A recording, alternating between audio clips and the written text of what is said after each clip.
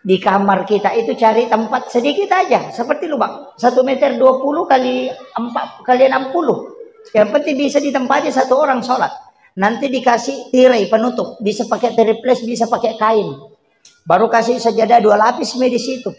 Baru nanti mau sholat baru masuk ke situ. Jangan ngomong di situ, Pak. Selesai sholat baru keluar. Kalau ada orang yang ngomong, kita jangan ngomong di dalam. Kalau istri salam, jangan jawab salam. Nanti keluar baru jawab.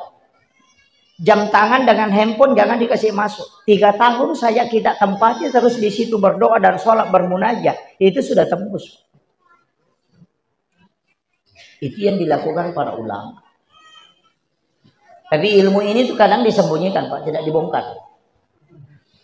Termasuk guru Taki Haji Maimun Subair, itu kamar pribadinya kenapa bisa tembus seperti itu, karena itu yang dilakukan. Ilmunya sebenarnya sederhana. Dari situlah kenapa mihrab tempat imam itu sakral. Karena mihrab itu memang tembus.